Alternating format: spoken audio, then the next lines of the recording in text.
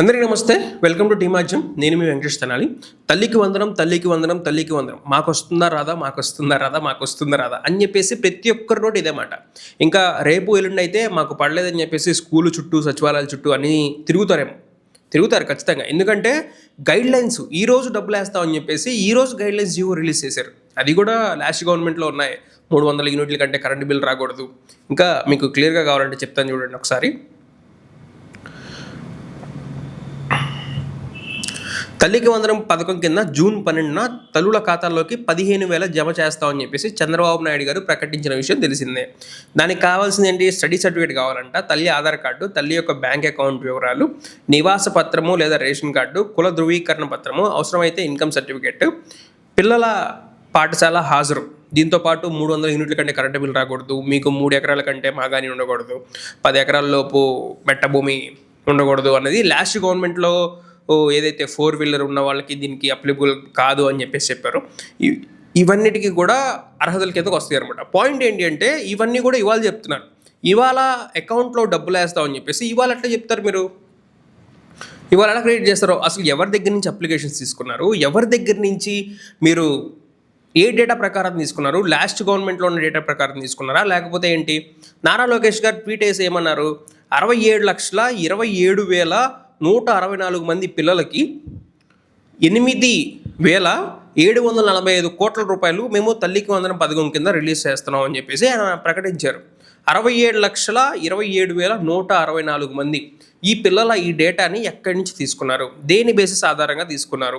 మీరు ముందుగా గైడ్లైన్స్ ఏం రిలీజ్ చేశారు జనాలకి? ఆంధ్రప్రదేశ్లో రేషన్ కార్డులే దాదాపు 1,50,00,000 వరకు కూడా రేషన్ కార్డులు ఉన్నాయి. 1,50,00,000 మంది రేషన్ కార్డులు ఎక్కడ? 67 లక్షల మంది పిల్లలు ఎక్కడ? అంటే కొంతమంది వృద్ధులు ఉండొచ్చు, పెద్దవాళ్ళు ఉండొచ్చు, వాళ్ళకి కూడా రేషన్ కార్డులు ఉంటాయి కాబట్టి అవన్నీ కూడా తీసేద్దాం. ఈ డేటా అనేది ఎక్కడి నుంచి తీసుకున్నారు? మీకు సెంట్రల్ గవర్నమెంట్ UDSI అని చెప్పేసి ఒక వెబ్సైట్ ఉంటుంది. ఆ సెంట్రల్ గవర్నమెంట్ అఫీషియల్ డేటా అది. దాని ప్రకారమే మనకి తీసుకుంటే 87 లక్షల మంది పిల్లలు ఉన్నారు. నారా లోకేష్ గారు అధికారంలోకి వచ్చిన తర్వాత గత ప్రభుత్వం చేతగాని చర్యల వల్ల 20 లక్షల మంది విద్యార్థులు తగ్గిపోయారు అని చెప్పేసి ఏదైతే తప్పుడు మాటలు మాట్లాడారో, తగ్గిపోలేదు, ఒక 20 లక్షల మంది పెరిగారు అని చెప్పేసి మీకు ఆ వెబ్సైట్లోకి వెళ్తే దొరుకుతుంది. 87 లక్షల మంది ఉంటే 27 లక్షల మందికి ఎలా చేస్తారు? ఒకసారి టీడీపీ మేనిఫెస్టో ఓపెన్ చేసి చూడండి.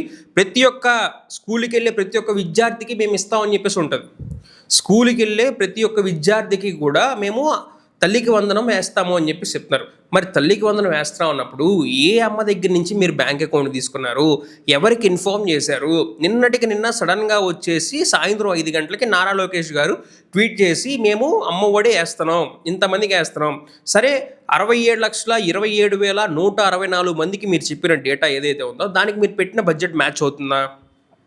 మ్యాచ్ అవ్వట్లేదు. ఎంత మ్యాచ్ అవుతుంది?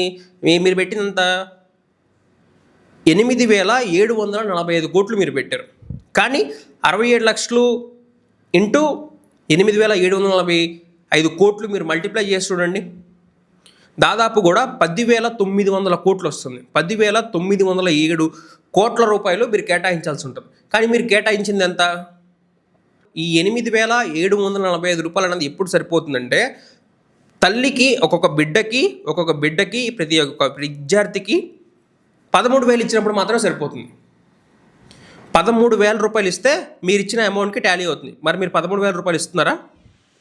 మీరు గతంలో ఏం మాట్లాడారు? జగన్మోహన్ రెడ్డి గారు నిన్న మీ టీడీపీ సోషల్ మీడియా మొత్తం ఇదే ప్రచారం చేస్తుంది. జగన్మోహన్ రెడ్డి 13,000 ఇచ్చాడు, మేము కూడా 13,000 ఇస్తాం, మేము కూడా టాయిలెట్ మెయింటెనెన్స్ అదే అని చెప్పేసి మాట్లాడారు. మీరు గతంలో మాట్లాడిన మాటలేంటి? చంద్రబాబు నాయుడు గారు మాటలు వినండి ఒకసారి. మే నెలలో తల్లికి వందనం 15,000 రూపాయలు ఇస్తాను. ఎంతమంది పిల్లలు ఉంటే అంతమంది వర్కౌట్ చేస్తున్నాం. తొందరలో మీకు గైడ్లైన్స్ ఇస్తాం. దాన్ని ప్రాపర్ గా ప్రిపేర్ అయ్యి ప్రాపర్ గా డిస్ట్రిబ్యూట్ చేసే పరిస్థితి రావాలి. బిఫోర్ స్కూల్స్ రీఓపెన్ దీన్ని మనం వాళ్ళకి అందజేయాల్సిన అవసరం ఉంది. అన్నదాత కింద 3 installments from now on. Before schools reopen అన్నారు. 15,000 అని చెప్పి ఆయన మాట్లాడారు. కానీ మీరు పెట్టిన బడ్జెట్కి 13,000 అయితే కరెక్ట్గా సరిపోతుంది. కానీ మీరు గతంలో ఏం మాట్లాడారు? 13,000 రూపాయలు ఇస్తున్నాడు Jaganmohan Reddy, J tax psycho అని చెప్పేసి మాట్లాడిన వీడియో ఒకసారి ఇందాం మనం కూడా. అమ్మఒడి ఇస్తున్నాడు, ఏకంగా టాయిలెట్ మెయింటెనెన్స్, ఇతర మెయింటెనెన్స్ అన్ని అమ్మ ఒడి నుంచి డబ్బులు లాగేస్తున్నాడు ఈ సైకో జగన్. అమ్మ ఒడి నుంచి డబ్బులు లాగేస్తారు. అసలు మీ జీవితంలో ఒక అమ్మ ఉంటుందని చెప్పేసి, అమ్మకి ఒడి ఉంటుందని చెప్పేసి మీ జీవితంలో మీకు తెలియలేదు. చంద్రబాబు నాయుడు గారు జగన్మోహన్ రెడ్డి గారి కంటే 3 సార్లు ముఖ్యమంత్రిగా ఉన్నారు. 3 సార్లు ముఖ్యమంత్రిగా ఉన్న టైంలో నేను అదే గవర్నమెంట్ స్కూల్లో చదువుకున్నా, కనీసం టాయిలెట్లు కూడా బాగోలేదు. ఆ అమ్మకి పిల్లలు ఇట్లా ఇబ్బంది పడుతున్నారు, పిల్లల్ని ఇట్లా పనులకు పంపిస్తున్నారు, వాళ్ళకి డబ్బులు వేద్దాము, వాళ్ళకి డబ్బులు వేస్తే చదువుకోవడం లిటరసీ రేట్ పెరుగుతుంది అని చెప్పేసి మీకు ఎప్పుడు కూడా ఆలోచన రాలేదు. వచ్చిన తర్వాత ఆయన వేస్తే మీరు అప్పుడు ఏం మాట్లాడారు? టాయిలెట్ మెయింటెనెన్స్ ఎంత క్లీను, ఎంత హైజీనిక్గా ఉన్నాయంటే జగన్మోహన్ రెడ్డి గారి టైంలో ప్రతిదీ కూడా స్కూల్ హెడ్ మాస్టర్స్ లేకపోతే ఒక టీచరు వాళ్ళైతే పర్ఫెక్ట్గా ఉంటుందని చెప్పేసి ఒక రోజు మొత్తం వాళ్ళకి క్లాసులు చెప్పే పనేమి ఉండదు. ఒక రోజు మొత్తం స్కూల్ మెయింటెనెన్స్ కూడా ఒక రోజు ఒక టీచర్ చూసుకోవాల్సి వస్తుంది. వారంలో క్లాసులు చెప్పే పనేమి లేకుండా ఆ ఫోటోలు, వీడియోలు అన్నీ కూడా. అదేంటి, తల్లులకు వాళ్ళ అకౌంట్లో వేసి లేకపోతే వాళ్ళకి 15,000 ఇస్తా, వాళ్ళ దగ్గర నుంచి 2,000 తీసుకున్నాడు. వాళ్ళకి ఏమి ఇవ్వకుండా మీరు 2,000 కట్టండి గవర్నమెంట్ స్కూల్కి అని చెప్పేసి అని అడగలేదు. మేము జగన్మోహన్ రెడ్డికి భజన చేయట్లేదు, మేము ఉన్నట్టు చెప్తున్నాం. ఆయన ఒక ప్రొసీజర్ ఫాలో అయ్యారు, వాలంటీర్ సిస్టమ్ పెట్టుకున్నారు, సచివాలయంలో దరఖాస్తులు ఇప్పించుకున్నారు, అన్నీ చేసుకున్నారు, డేటా కలెక్ట్ చేసుకున్నారు, తీసుకెళ్లారు ప్రతి తల్లికి అని చెప్పేసి ఆయన మాట్లాడాడు.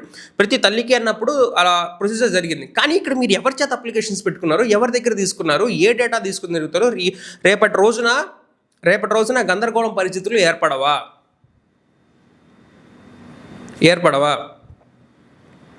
ఇవన్నీ కూడా మాలాంటి జర్నలిస్ట్ అడగొచ్చు, ఎవరైనా అడగొచ్చు, జర్నలిస్ట్ అనే కాదు, ఎవరైనా అడగొచ్చు. ఓకే, చూసారు కదండి. గవర్నమెంట్ని ఎవరైతే తల్లిదండ్రులు చూస్తున్నారో మీరే క్వశ్చన్ చేయాలి. ఏంటండి ఈ ప్రొసీజర్ ఏంటి, కథ ఏంటి? ఇంట్లో ఎంతమంది పిల్లలకి ఉంటే అంతమంది పిల్లలకి ఇస్తాను, అదేం చిన్న అమౌంట్ కాదు. ఇంట్లో 2 పిల్లలు ఉంటే 30,000 ఒక సాధారణ మనిషి శాలరీ, లేదా అంతకంటే ఎక్కువ. 30,000 రూపాయలు. 30,000 రూపాయలు మీకు రాకపోతే మీకు అడిగే రైట్ ఉంది వాళ్ళని. అడిగే రైట్ ఉంది కాబట్టి ఏంది ఏ టీడీపీ వాళ్ళు కనపడినా, లేకపోతే ఇంకోళ్ళు కనపడినా కానీ, ఇంకొకళ్ళు కనపడినా కానీ, వాళ్ళ వార్డు మెంబర్లు లేకపోతే ఎమ్మెల్యేలో ఎమ్మెల్సీలో ఎవరో ఒకళ్ళు కనపడినప్పుడు కానీ అడగండి గట్టిగా. కౌన్సిలర్లో మీకు అందుబాటులో ఉండేవాళ్ళు అడగండి గట్టిగా. అడిగి తెలుసుకోండి, మీ రైట్స్ని మీరు పొందండి. ఇది మీ హక్కు. వాళ్ళు అవి చూసుకొని అధికారంలోకి వచ్చారు. మేము సూపర్ 6 ఇస్తామని చెప్పేసి అధికారంలోకి వచ్చారు. సూపర్ 6 జగన్మోహన్ రెడ్డి నవరత్నాల పేరులతో ఒక తల్లికే ఇస్తున్నాడు, ఒక విద్యార్థికి మాత్రమే ఇస్తున్నాడు. మేము ఎంతమంది ఉంటే అంతమంది పిల్లలకి ఇస్తాం. సంక్షేమం వల్ల ఏదో రాష్ట్రం నాశనం అయిపోతుందని చెప్పేసి అస్సలు అనుకోవద్దు. సంక్షేమం వల్ల మీ దగ్గరికి డబ్బులు రావడం వల్ల మీరు స్కూల్ ఫీజులు కడతారు, లేదంటే లేట్ అవుతుంది. మీరు స్కూల్ ఫీజులు కడితే ఉపాధ్యాయులకు టైంకి శాలరీస్ వస్తే వాళ్ళు వెళ్ళి కిరాణా షాప్లోనో వాళ్ళకి కావాల్సిన ఫుడ్ ఐటమ్స్ ఏదో ఒకటి కొనుక్కుంటారు. దానివల్ల బిజినెస్ పెరుగుతుంది. బిజినెస్ పెరిగితే జిఎస్టీ కలెక్షన్స్ అనేవి మనకి పెరుగుతాయి. ఇప్పుడు జిఎస్టీ కలెక్షన్స్ చూడండి, మీరు నమ్మకపోతే చంద్రబాబు నాయుడు గారు అధికారంలోకి వచ్చిన తర్వాత ఒక్క అక్టోబర్లో తప్పించి ఎప్పుడైనా సరే ఆంధ్రప్రదేశ్ జిఎస్టీ కలెక్షన్స్ పాజిటివ్లో ఉన్నట్టు చూపించండి. బీహార్ కంటే తక్కువగానే ఉన్నాం ఒకసారి చూసుకోండి రిపోర్ట్స్. ఇంకా చెప్పాలంటే ఈ సంక్షేమానికి కూడా దాదాపు జగన్మోహన్ రెడ్డి గారు ఒక 70,000 కోట్లు మాత్రమే ఖర్చు పెట్టేవాళ్ళు. ఈ కూటమి ప్రభుత్వం అధికారంలోకి వచ్చిన తర్వాత వీళ్ళు ఇస్తారన్న అన్ని హామీలు అమలు చేస్తే 1,00,000 కోట్లు అవుతుంది. మనకి బడ్జెట్ 3,00,000 కోట్ల వరకు ఉంటుంది. అందులో రిమైనింగ్ 2,00,000 కోట్లు మనకి డెవలప్మెంట్ గురించే కదా. అలా కాకపోయినా కానివ్వండి, మేము సంపద సృష్టిస్తామని చెప్పారు. సంపద సృష్టించి మేము అధికారంలోకి వస్తాం, అధికారం చేస్తామని చెప్పేసి అన్నారు, పరిపాలన చేస్తామని చెప్పేసి వాళ్ళు అన్నారు. కాబట్టి చేసి తీరాలి. వాళ్ళ ఎలక్షన్స్లో వాళ్ళు మీ ఇంటికి వచ్చేసి నీకు 15, నీకు 18 అని చెప్పన్నారు. ఒక సంవత్సరం ఒక పథకం ఇంప్లిమెంట్ చేస్తున్నారు వీళ్ళు. పోయిన సంవత్సరంలో గ్యాస్ సిలిండర్స్ ఇంప్లిమెంట్ చేశారు. అది ఎంతమందికి వచ్చిందో లేదో కూడా మీరే కింద కామెంట్స్ రూపంలో తెలియజేయాలి. ఇప్పుడు ఎవరికైనా రాకపోతే కామెంట్స్ రూపంలో తెలియజేయండి. ప్లస్ తల్లికి వందనం అని చెప్పేసి #, క్రియేట్ చేసి ఆ #లో మీకు తల్లికి వందనం డబ్బులు పడకపోతే తల్లులందరూ కూడా మాకు 2 పిల్లలు ఉన్నారు, మీ ఇంట్లో ఎంతమంది పిల్లలు ఉంటే ఎవరికి పడకపోతే వాళ్ళకే #, ఒక తల్లికి వందనం అని చెప్పేసి పెట్టేసి వీడియోలు పోస్ట్ చేయండి. అందులో ట్విట్టర్లోనో, ఇన్స్టాగ్రామ్లోనో, ఫేస్బుక్లోనో మీకు నచ్చిన దాంట్లో తల్లికి వందనం # కింద మీకు డబ్బులు పడపోతే పోస్ట్ చేయండి. అప్పుడు తెలుస్తుంది మన సమస్యలు జనాలు తెలుస్తాయి. అయ్యా మీరు ఓటేడాక అని చెప్పేసి అడిగారు, ఇప్పుడు మాకు డబ్బులు పడలేదు, మేము ఎవరిని అడగాలి? # పెట్టి పోస్ట్ చేయండి. తల్లికి వందనం, మనం తప్పుగా అడగట్లేదు. తల్లికి వందనం అనే #తో ట్రెండ్ చేయండి. వాళ్ళు చెప్పిందే కదా.